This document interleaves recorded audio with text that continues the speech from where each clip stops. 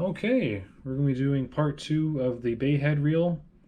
Previous video I took this apart, show you what's on the inside. I did change. I got new drag washers. The drag washers for this reel fit the PENN 85, the PENN 60, 99, 100, 200 Surfmaster, 140, 146, 145, and so on. So if you do want to get drag washers for this reel, you can go ahead and get the ones that fit the PENN 60 or the PENN 85 or 100 Surfmaster, 200 Surfmaster, and all the ones that have those drag washers in it. That also applies to the PENN 259. So if you were to replace the drag washers in a PENN 259, that's a live baitcaster reel on the catalog. I think it's catalog number 17. You can look up the PENN on that one. But this one over here, this is the bayhead. This is a catalog number 8, page 9. It's beside the Bridge City. Bayhead's down the other side. This is a 250 size. This is a 107. I was saying earlier in the videos. So if you're just looking at the specifications or what this is comparing to, you can do that. But the drag washers fit the PENN 259. The bayhead more than likely they'll fit the Bridge City, because on the catalog number 8 they're saying it's the same specifications, same thing as catalog number 6. But let's get into it. First of all, we have our copper main gear. We have a brass pinion gear. Generally, I think they're mostly stainless steel ones. I'm looking at the catalog number 17. Most of the reels say it has stainless steel pinion gears, and I presume that this is made out of brass. This is copper, so that's a bit of a different thing, very different from the 85. That reel I mostly fish with. But anyways, let's get into it. First of all, we have our main shaft. That's all clean. What I did is I got kerosene. I washed all the grease and grime and dirt and stuff off of it. Then I just basically got a steel wool and just kind of went at it for probably a good 4 or 5 hours, just scrubbing, and more scrubbing to get all the dirt off of it.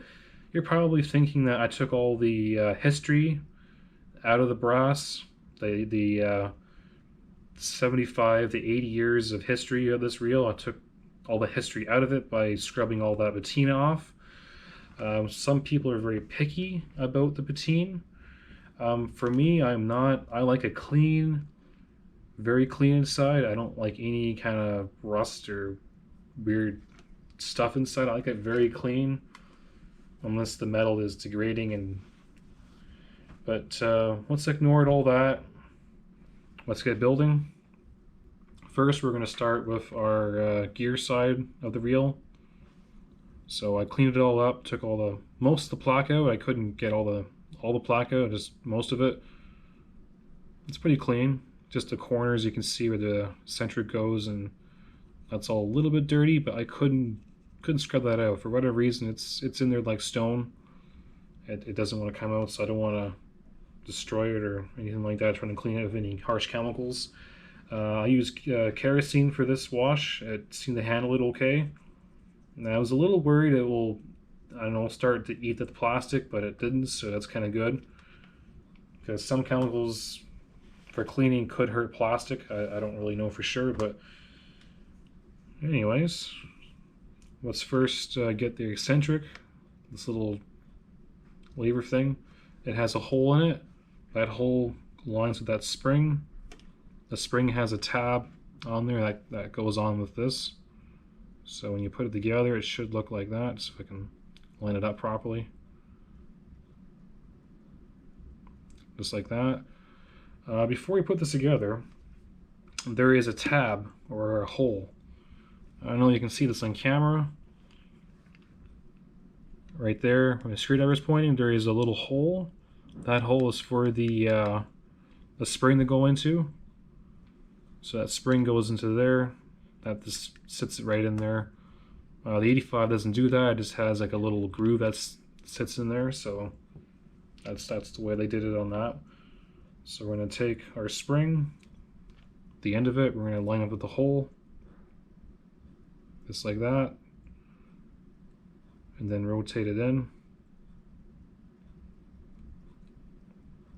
Let's try that again.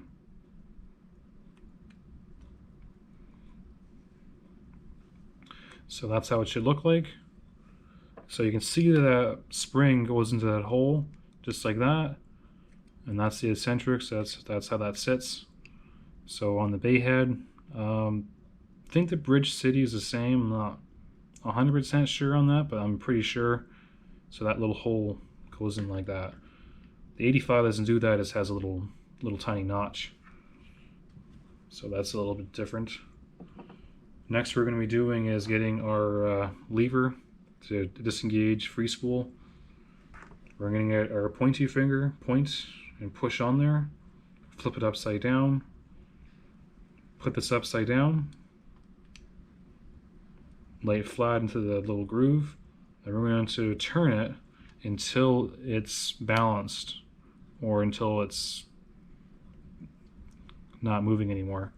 So once you've done that, flip it around, put it on the correct way, which is the pin facing the inside. Next we're going to get our flathead screw. This is the really short, wide one that goes on.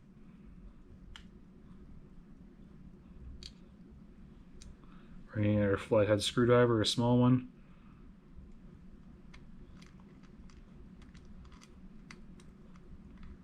Screw that in there. There you go.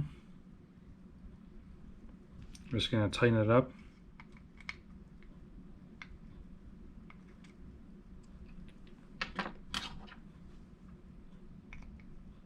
Not too tight, just snug. So when we'll finish, it should do this.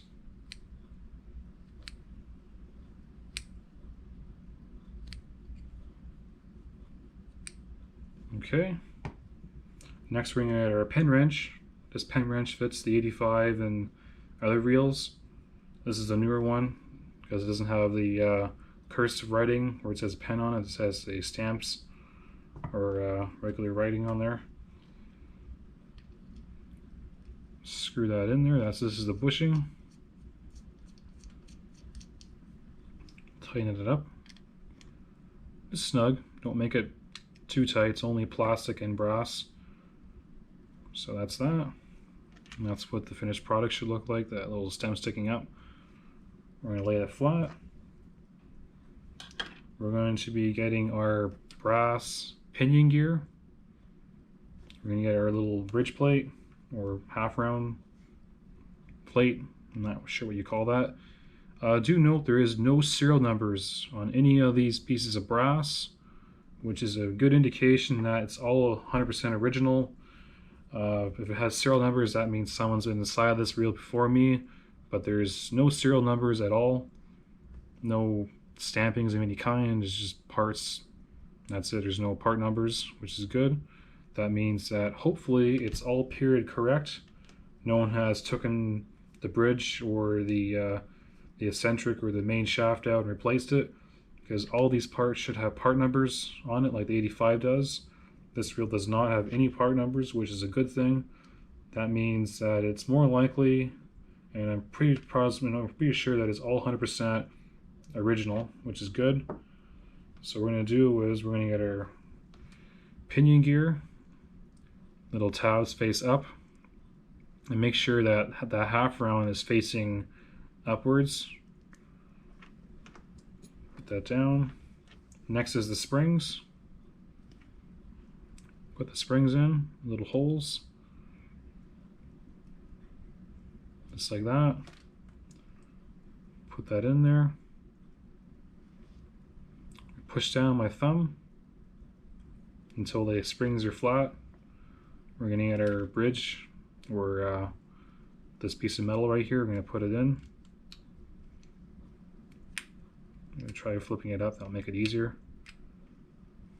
And flip it back down again. And that is what it should look like. So you can see that's the pinion gear, that's the bridge assembly, that's the eccentric doing its job by engaging and disengaging it.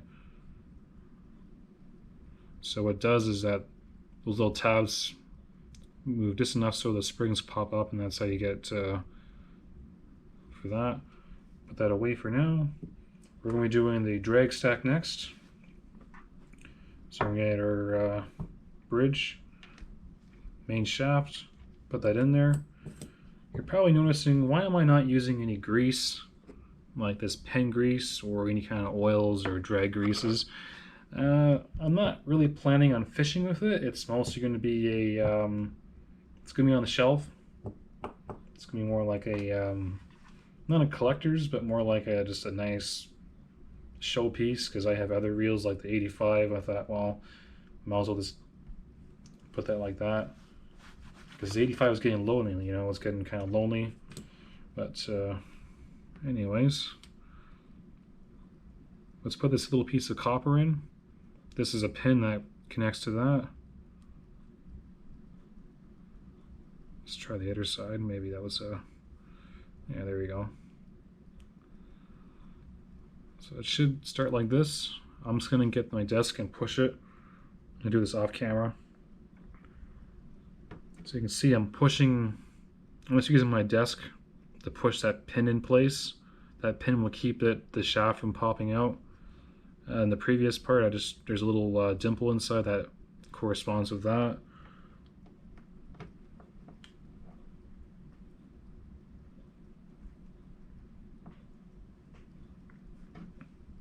So there you go, that pin is thoroughly pushed in. You don't want to have protruding out because